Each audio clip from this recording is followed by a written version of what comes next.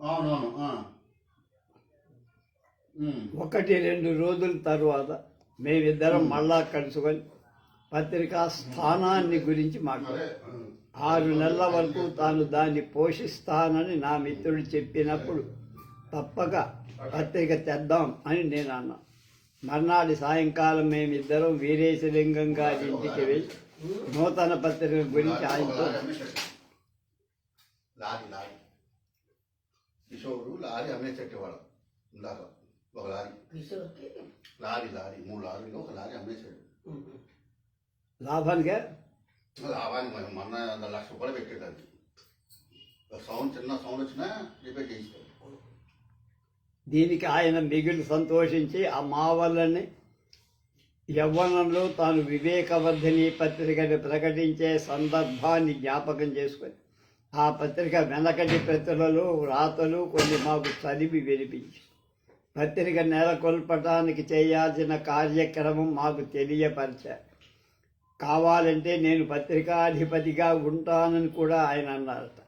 మర్నాడు ఉదయం నుండి పత్రిక ప్రారంభ విషయమై నేను ఆలోచించి వివేకవర్ధిని ప్రారంభించడానికి వీరేశలింగం గారికి గల ఆశయాల్లాగా మా దృష్టి వధంలో ఉండటం చేత పేరునకు ఇంచుగా మార్పులు చేసి నూతన పత్రికకును సత్య సంవర్ధిని అని పేరు పెట్టాం.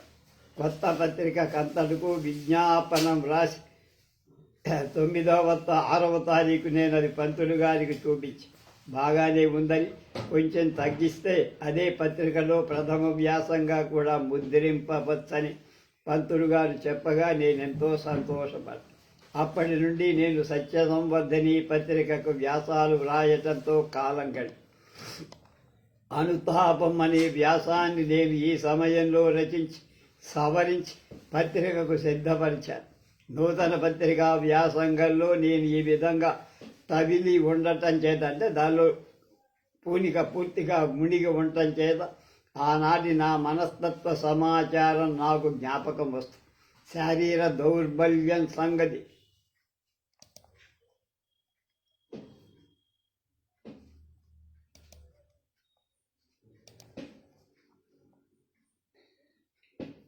జ్ఞాపకం వస్తున్నా నా మరికి ఇంకా పట్టదు.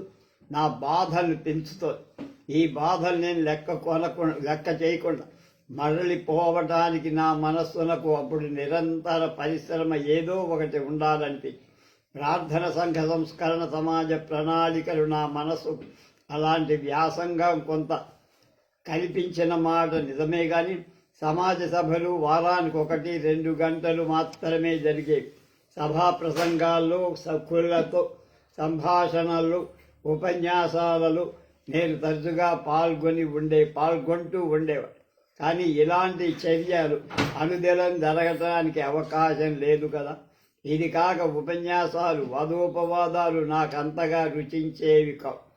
దాంతోపాటు నా సంస్కరణ వ్యాపకానికి కూడా ఇవి కొంత ప్రతిబంధకాలని నాకు తోచాయి. వ్యాసరచనం పత్రికా విలేఖనం ముఖ్య కర్తవ్యాలుగా నాకు కంటికి కనపడ్డాయి.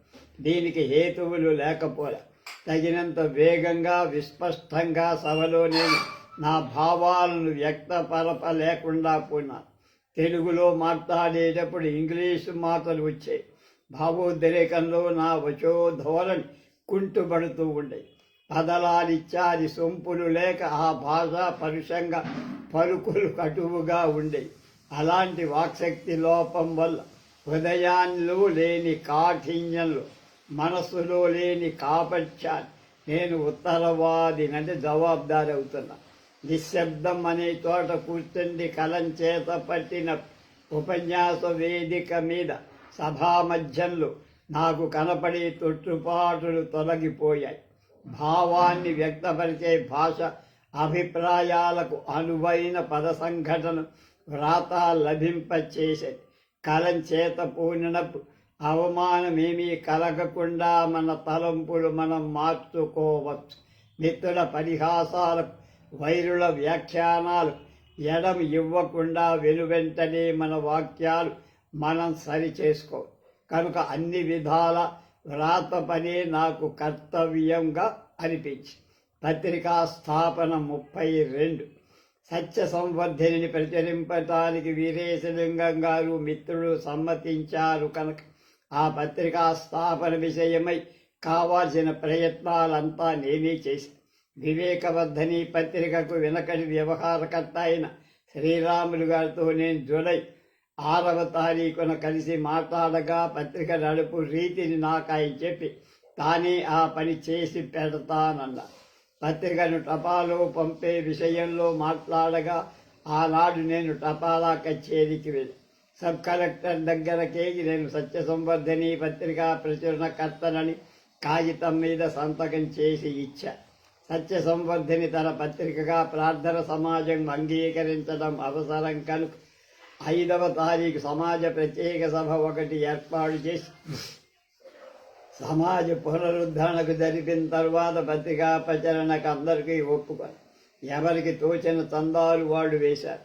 అప్పుడు సమాజం చేసుకున్న తీర్మానం ప్రకారం పత్రికా నిర్వహణ కార్యం మాలో 5గురు సభ్యులకు అప్పగింపబడి వీరిలో శ్రీరాములు గారు పత్రికా విలేఖరు నిర్వాహకులు, నేను ప్రచురణకర్త కోశాధికారి, సాంబశివరావు పత్రికను చందాదారులకు అందచేసే కార్యక్రమం నిర్వహించి ఇలా పత్రికా ప్రచురణాన్ని గురించి ప్రయత్నిస్తుండగా 17వ తేదీన వీరేశలింగం గారు నాతో మాట్లాడుతూ జనసామాన్యానికి ఉద్దేశింపబడిన ఆ పత్రికలు తెలుగు వ్యాసాలే ఉండాలన్నారు.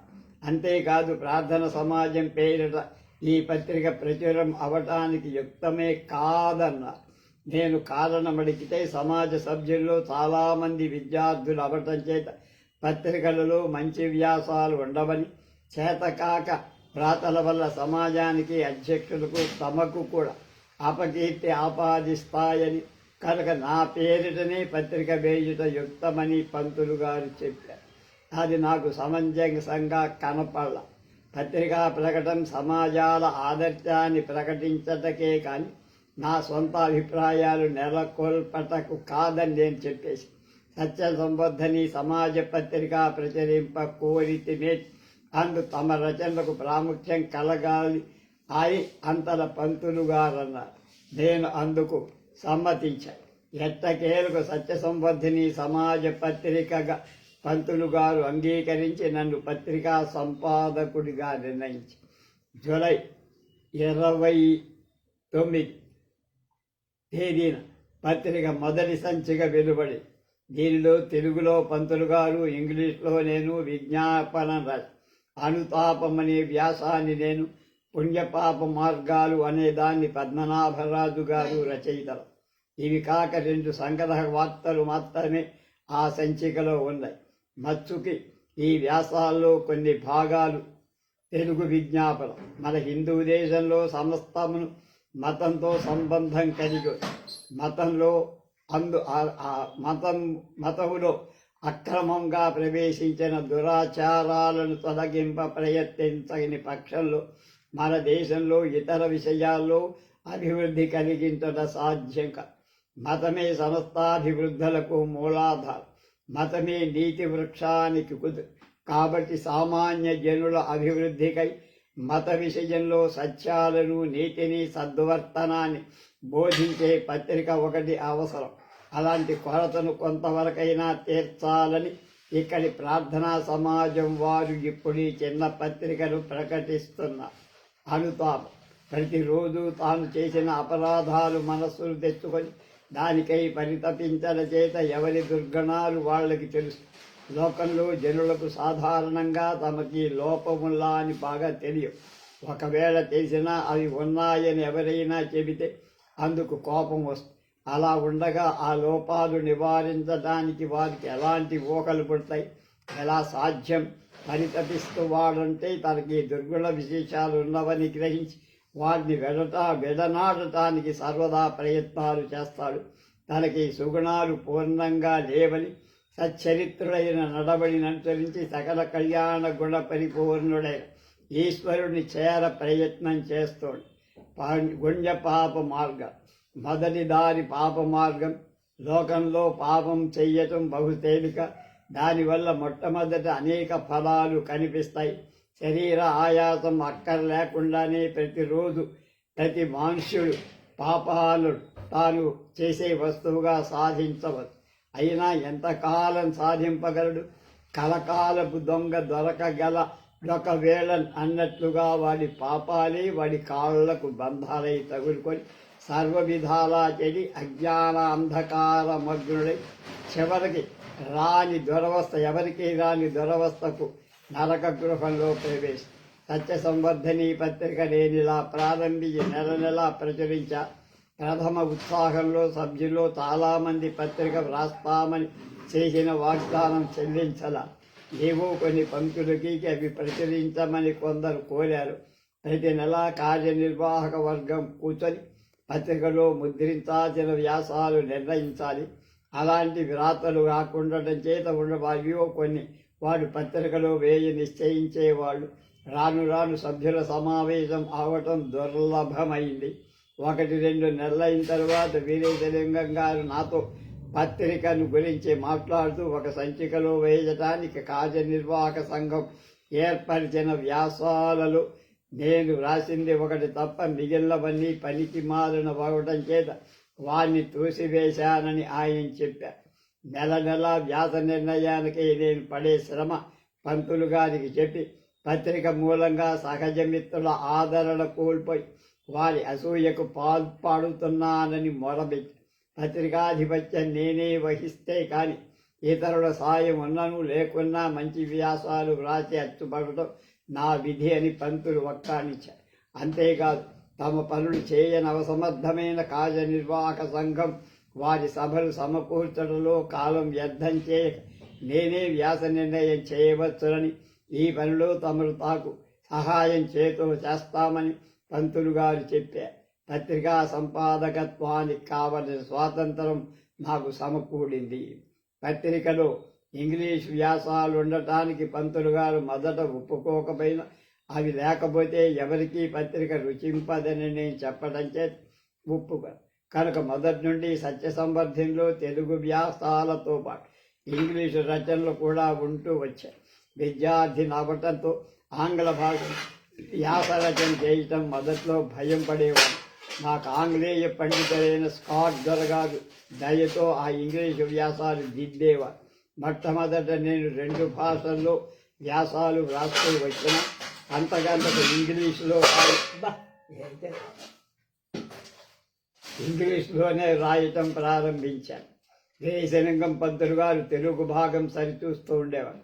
అందువల్ల కనకరాజు గారు తాను రాసిన తెలుగు వ్యాసాలు పంతులచో దిద్దించుకుంటూ ఆయన కోపానికి గురవుతుండే. అయినా అందువలన ఆంధ్ర రచన శీఘ్రంగా నిపుణుడు కూడా అయ్యారు. ఇంగ్లీష్ రచనలోనే మునుగుతూ తేలుతూ ఉండటం చే తెలుగులో బెదురు తేలి వ్రాయటానికి ముఖ్యంగా పంతులు గారి సుశిక్ష పడయటానికి ఆ బాల్య రోజుల్లో నాకంతగా అవకాశం లేకపోయాడు. మొదట సత్య సంవర్ధని 8 పుటలతో ప్రారంభమై క్రమంగా పెరిగి 2వ సంపటి నుండి పైపత్రాల 16 పుటల పుస్తక 16 పేజీలుగా పెరిగి పత్రికలలో నీతి మత సంస్కరణ విషయాలు బాహాటంగా చర్చింపబడి వీరేశలింగం గారి రచనలు విద్యార్థి సభ్యులైన మా వ్యాసాలు అందులో ఉండేవి. మా అభిప్రాయాలు ఇప్పుడు లిఖితపూర్వం దాల్చడం చేత మేము ఎక్కువ జాగ్రత్తగా ఉండాల్సి పత్రికా పాఠకుల నోళ్లకెక్కి ప్రజల వ్యాఖ్యానానికి గురి అవ్వటం చేత మాకు ధైర్య సాహసాదాలు వచ్చాయి. ఇప్పుడు ప్రార్థన సమాజం వారానికి ఒక మారు ప్రార్థన చేసుకోవడానికి కూడుకునే బట్టి సమాజం కాక ఒక శాశ్వత సంస్థ కింద ఏర్పడి ఆ సమాజం వారి ప్రార్థనలు ఉపన్యాసాలు మొదలైన కార్యక్రమం అంతా పత్రికలకు వస్తూ లోకల వాద ప్రతివాద సంభాషణలకు విషయంగా ఉంది. మెడ్రాసులో చూసి వచ్చిన నేను ఆ సమాజ పద్ధతులను ప్రణాళికలకు కొన్నింటికి నెచ్చాను. కొద్ది కాలంలోనే దానపు పెట్టె ఒకటి మందిరపు గోడకు వేలాడుతుండే. ఆస్తిక పుస్తకాలయానికి అంకురార్పణ సమాజ సభ్యులు ఇంకా శాశ్వతమైన సంస్థ ఒకటి స్థాపించద కర్తవ్యమని మిత్రులను తలపోశాను. దీని గురించి తర్వాత చెప్తా. కొత్త కోడలు క్లిష్ట పరిస్థితులు 30 రాజమండ్రి ఇన్నీపేటలో మా సొంత స్థానంలో చిన్న పెంకుటిల్లు ఉండే. పెద్ద ఇల్లు కట్టుకోవడానికి అద్దె కాలం గడుపుదానని మా తల్లిదండ్రుల అభిప్రాయం. నేను దీనికి అంగీకరింపక ఆ చిన్న ఇల్లు తీసివేశాను. ఆ స్థలంలో ఒక తాటాకుల ఇల్లు వేయించా. అందు మేము చదువుకొని ఉండేవాళ్ళం. పెద్ద పెంకుటిల్లు వేయటానికి నిశ్చయించి పునాదుల వరకు కట్టించాను. కానీ ఆ సమయంలో మా స్వగ్రామంలో ఉన్న అన్నదారులతో కలిసి మా తండ్రి ఒక పెంకుటిల్లు కట్టించటం చేత రాజమండ్రిలో ముందు వేయబడిన రైలు మార్గంలో మా వీధి వెంటనే ఉండే పోస్తూ పోతోందనే వదంతి కలగటంతో మా రాజమండ్రి ఇంటి పని ఆగిపోయి రేలంగిలో కొత్త ఇంటికి మా చదువులకు కుటుంబ పోషణకు చాలా డబ్బు ఖర్చయి అప్పు పెరిగింది. అలాంటి కష్ట పరిస్థితులలో కుటుంబ వ్యయం తగ్గించి రాజమండ్రిలో మా సొంత కుటీరంలో 1890లో అక్టోబర్లో కాపురానికి వెళ్ళాం. ఇంటి చుట్టూను విశాల స్థలం ఉండటం చేత స్వతంత్రం అవలంబించడం చేత కుటీరవాసమే మాకు సుఖప్రదంగా. కానీ అంతకంతకు మాకిక్కడి కష్టాలు కూడా కనపడి ముందుండే ఎత్తైన పునాదుల మీద వేస్తే ఈ శాలయే ఎంతో సౌఖ్యంగా ఉండేది. అలా కాక వెనక భాగంలో పల్లపు నేలలో ఉండటం చేత వర్షాకాలంలో చెమ్మగిలుతోంది. మా తల్లి సీతమ్మ తన జన్మస్థలం వీధిబెన్నులో సమవయస్సులైన అచ్చమ్మ అనే బంధువుల బాలికతో కలిసి బాల్యంలో ఆడుకొనేది. వీరిద్దరూ బొమ్మల పెళ్లిలో వియ్యపురాండ్రై వినోదిస్తూ ఉండేవారు. సీతమ్మ సామాన్యంగా పెళ్లి కొడుకు తల్లి, అచ్చమ్మ పెళ్లి కూతురు తల్లి అవుతున్నారు. ఇప్పుడు వారిద్దరూ కూడా పెద్దవారై పిల్లల తల్లులయ్యారు. నేను సీతమ్మ పెద్ద కుమారుని. విద్యాభ్యాస కాలంలో నాకు వివాహ సంబంధాలు అనేకం వచ్చినా మా తల్లి చిన్ననాటి చెలికెత్తతోనే 1000 మంది ఆమె పెద్ద కూతురు రత్నమ్మను తన పెద్ద కుమారుడికి చేసుకొనకోరి. అప్పుడు నా 2 పిల్లలకు వారొక్క తల్లి యొక్క జన్మస్థలం చిన్ననాటి ఆటపాటలకు ఆవలం అయిన వేలిబెందులో 1887 సంవత్సరం వేసవిలో పెళ్ళి. 1889 సంవత్సరం మా మామగారు వెలివేటి బుచ్చిరామయ్య తన పిల్లల చదువు నిమిత్తం స్వర్గ్రామమైన కట్టుంగా విడిచి మాలాగానే రాజమండ్రి కాపురాని వచ్చి ఆయన ఏకపుత్రుడైన వెంకటరత్నం ఎన్నీసు పాఠశాలలో పనిచేస్తున్నారు. పుత్రికలో ఈడు వచ్చిన పెద్ద కుమార్తె కాని తక్కిన 2 పాఠశాల బాలికల్లో పాఠశాలలో జరుగుతున్నాయి.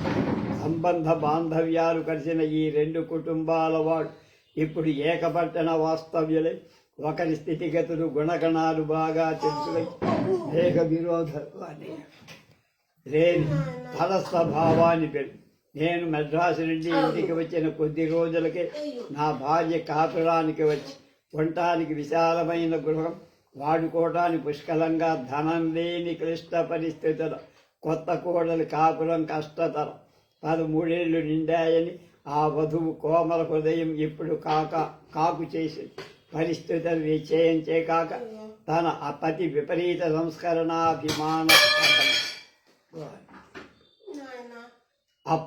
ఇప్పటికంటే ఆ కాలంలో విద్యావంతుడైన భర్తకు విద్యావిహీనైన భార్యకు గల అంతరం ఎక్కువ. తన పతి జనసమ్మతం కాని సంస్కరణ అభివృద్ధుడని, సంఘ బహిష్కృతుడైన వీరేశలింగం పంతుడు ప్రియశిష్యుడని కొందరు చెప్పుకున్నప్పుడు పూర్వమే బాలసతి అలజడి కలిగే. వెనక వీణుల విన్న దానికంటే ఇప్పుడు కళ్ళతో చూసి బాగా కష్టపడి అతడు విపరీత సంస్కరణ లేక ఏ పాపం ఎరుగని ఈ పడతికి సంకర ధర్మాలు బోధి వాటిని విశ్వసింపమని నిర్బంధిస్తున్నారు. పాపం ఆ బాలిక ఏం చేయగలదు?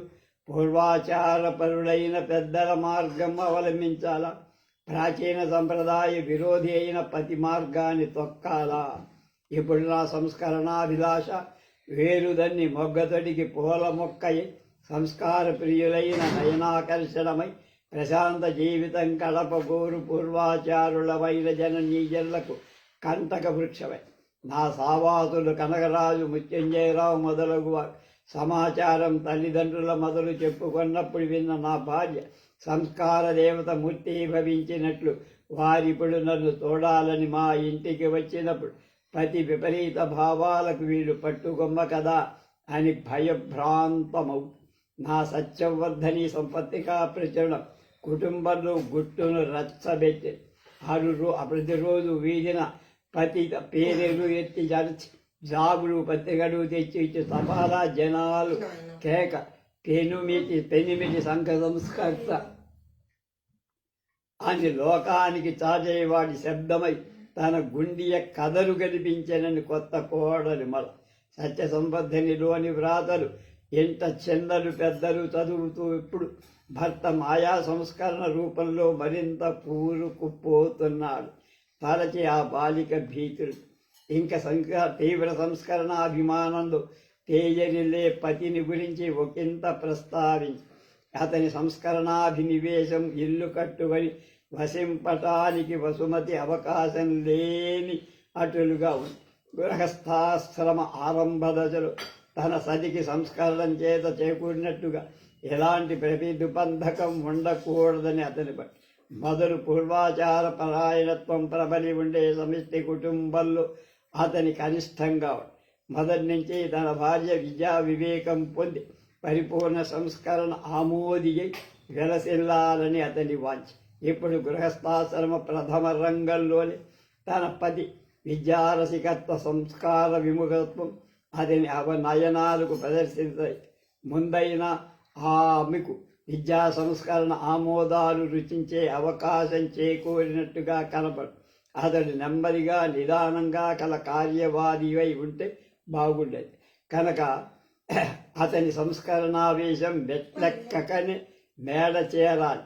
అతని వేగిరపాటు నాందీముఖంలోనే నాటక అంచరంగం కూడా సందర్శించాలనిపిస్తుంది. భర్తకు భార్య అర్ధాంగికి సహధర్మచారిని కనుక సంస్కరణమే జీవిత వ్రతమైన పతి సంసార యాత్రలో సతి చేయూతయ్యి నిలువ నిశ్చయించాలి. లేదా గృహస్థాశ్రమ ఆరంభమే ఏతత్ ఆశ్రమ విచ్ఛేద దశ ప్రారంభమని ఆ గృహిణి పరిగణింపాలి. ఇలాంటి కఠిన సమస్య ఎదుర్కొన్న ఎవరెవరు కానీ ఎంతటి చిక్కునైనా నైసర్గిక సౌశీల్య ప్రభావంతో స్త్రీ అవలీలగా విడదీయవచ్చు. పతికి అభిముఖమైన సంస్కరణ మార్గం తనకు కూడా సమ్మతమని ఆ కలికి పలికి తన సౌజన్య కార్య సాధనానికై పుణ్యాలను వ్యక్తీకరించి నేర్పడ కంటే మాన్పడ కష్టం. ఆ కాలంలో పామరజనులు విద్యాధికులు సంస్కారులు ఆరోపింపని అవగుణమేదీ లేదు. విద్యాధికుల నీతి నియమాలు పాటింపని వారు సంస్కారులకు దేవుడు దయ్యానికి విచక్షత లేదు. వీళ్లలో అగ్రేసుడు వీరేశలింగం పరమ నాస్తికవాది సర్వసంకరాలకు మూలకందం. అలాంటి దురూహలు సతి మనస్సు నుండి పారదోడి విద్యావంతులు సంస్కారప్రియులు సుగుణ సంపత్తికి దూరుడుగా కారని మీరు మిక్కిలి వారు స్వార్థరహిత జీవితానికి ఆదర్శప్రాయులని బోధించడం నాకిప్పుడు ప్రథమ గృహస్థ ధర్మమై. కానీ ఆనాటి నా అసంపూర్ణ బోధనల కంటే అనుభవపూర్వకమైన స్వయం కృషి చేతని ఆమె నానాటికి తెలుగు కలిపి తర్వాత జనానా పత్రికలో ప్రచురమైన శారద కథానాయికల పతికి ఆశ్చర్యం కొలిపే సువిద్యా ప్రబోధాన్ని కావించి ఉంది. మిగిలిన విషయాలు రేపు.